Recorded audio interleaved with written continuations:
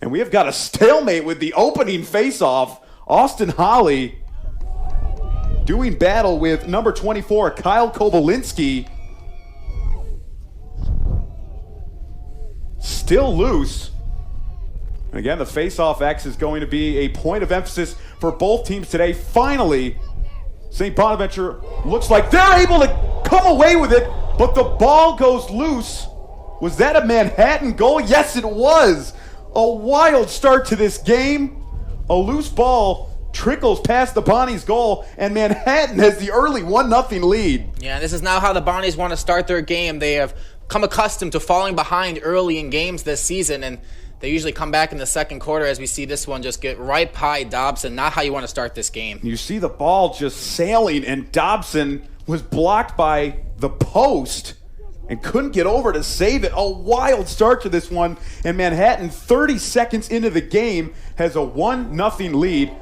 Face-off violation there against the Jaspers will give possession to St. Bonaventure. And I think worth noting so far early in this game, coach for Manhattan going with Kyle Kobalinski instead of his normal man, Sean Badilli, who usually gets his action at the face-off X. Who are you crediting that goal to, Ryan? Not quite sure, Tommy. That is a crazy start in this one. Well, St. Bonaventure, with their first offensive possession after one of the craziest goals you'll see. Bonnie's looking to improve upon what was just a 4-goal performance against Quinnipiac. Played great on defense, keeping the Bobcats to just 5 goals, but not much doing on offense. Austin Blumbergs gets the scoring started for the Bonnies this afternoon. Yeah, he didn't score at all in the game against Quinnipiac, so this is definitely how the Bonnies want to start, getting their looks on offense, getting him involved early, and they did here. So the Bonnies, after giving up an opening goal 30 seconds into this game, answer right back. They turn to the redshirt sophomore captain, Austin Blumbergs. Let 9 shots go last game. This time, he finally finds the back of the net for his 6th goal of the season. 9 points. Not quite sure this is how we thought this game would start, Tommy. Two of the best goalies in the conference and in the country, frankly, and we see 2 goals within the opening minutes. And Austin Holly taking another face-off for the Bonnies. Again, Holly has struggled in the early going this year from the face-off X, but he might have an opportunity for success today. He already has won 2 face-offs. The first 4 games of his St. Bonaventure career, he's been matched up with the 3 best face-off specialists in the league. Twice he's faced Quinnipiac's Dimitri George. He's matched up with Detroit Mercy's Alex Jarzembowski and Monmouth's Matt Sutar. Yeah, Holly, by statistics, is the second worst in face-offs in the country among players who qualify. But as you said, it's definitely attributed more so to the opponents that he's faced. So St. Bonaventure back-to-back possessions on offense. And Holly, a young man from Hilton, New York, who owns the record at Hilton High School for most face-off wins and ground balls in school history. So he's got the skills. He has just been thrown into the fire. Again, facing some of the best face-off specialists in the conference his first 4 games. Yeah, when we talked to Coach Murrens, he said he was big on, just letting him go out there, gain confidence, gain experience, and, he's hoping throughout the season he's going to continue to improve. Bonnie's looking to capitalize on Holly's second face-off win, but they're going to give it away. Back come the Jaspers. Crossing midfield was C.J. Scharf. Now letting one rip wide left of the goal was Kyle Gukwa. And getting a nice performance out of the first quarter is going to be key for the Bonnies in this one. They have been outshot by about 20 goals on the year in the first quarter. So the fact that they're tied right now in the early going is definitely a good sign for them. Manhattan will set up for their first offensive possession. Getting that first goal not credited to an individual player. It goes as a team goal. I guess that's one way to score on one of the best goalkeepers in the conference is just get a team goal. Hey, you'll take them any way you can get them. This Manhattan team riding a 3-game win streak, coming off a 9-8 double overtime victory against Monmouth. That was one of the most electric games in the MAAC conference this year, Ryan. Yeah, it looked like Manhattan had the game won in regulation with about 20 seconds left with a man-up opportunity, but then they turn it over. Monmouth comes down and with a clutch goal forces overtime, but then they do pull it off in the double overtime. Trevor Pelletier, turning the corner. Lost the handle on that shot. Looks like the Jaspers are going to be able to save it.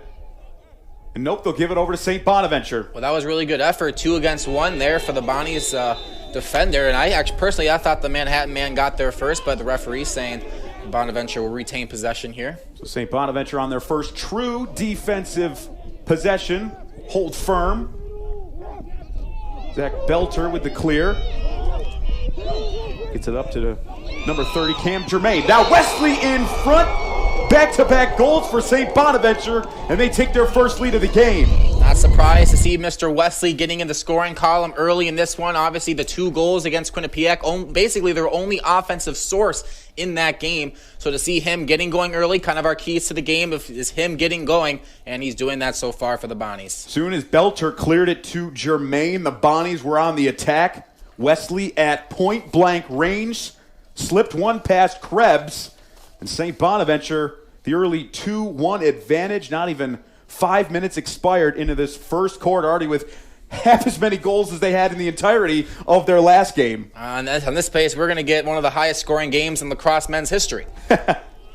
We expected this to be a low-scoring affair as Austin Holly takes his 3rd face-off. So how about the freshman Austin Holly finding success at the face-off X for the first time this season? Exactly what Coach Mearns wants to see is his face-off man gaining some confidence throughout the game, and he's big on getting extra possessions for his team. So if Austin Holly continues to produce this way in this game, it's going to be good news for the Bonnies. Jake Rosa on offense for St. Bonaventure obviously draws the majority of the attention, but we talked about it last week. Nobody on this team has scored more points over the last 3 seasons than Sean Wesley. Now 43 points in his Bonaventure career. That was his 7th goal on the season. Yeah, Wesley is definitely having a great start to the season. And the Bonnies, obviously, in this game, looking for their first MAAC conference win in program history. So leading early on, usually they struggle in the first quarter. So the fact that they're playing better in the first quarter, maybe Coach Mearns kind of preached that in practice this week, and we see them improving. Beto leaves it for Jake Emick, who appeared in his first game of the season last time out against Quinnipiac. He's going to let one fire, misses wide right of the cage. Wesley couldn't save it. And it'll go over to Manhattan. Yeah, that's more what we're used to seeing from Mr. Krebs back there, is not allowing goals to go into the cage there. But see Manhattan get back on possession here and see if they can tie this game up.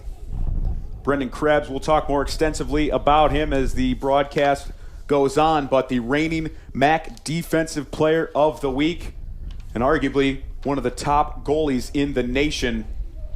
We spoke to his head coach, Andrew Kelleher, said he is about as surefire a future pro as the Jaspers have on this team.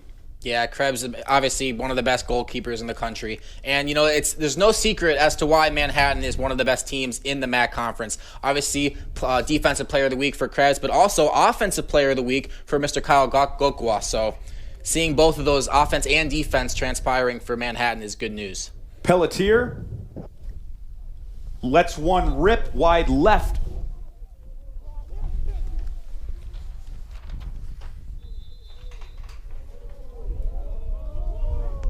Dobson has faced 4 shots already, but not a true save yet as Manhattan resumes on offense. There's Gukwa near side, being shadowed by Cam Germain, one of the Bonnies' better long stick defenders. Pelletier working, and he misses.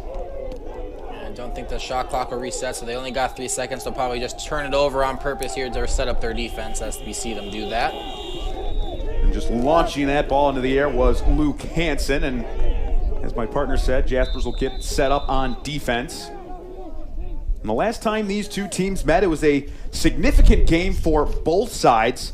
Manhattan came away with the 15-12 victory back on February 23rd of 2019. It was their first conference win since the 2016 season. For Bonaventure, it was their first conference game ever Jackson Rose made history with the program's first ever hat trick, but these two teams in somewhat similar positions. Bonaventure, a startup program. Manhattan the last few years has been forging a rebuild. Yeah, but success follows Manhattan with their coach coming in, Andrew Kelleher. He's had success everywhere he's been, so Manhattan improving year after year is no secret as to why they've been able to do that. Came to Manhattan after 2 years as an assistant coach at Boston University, where their program was going through a startup.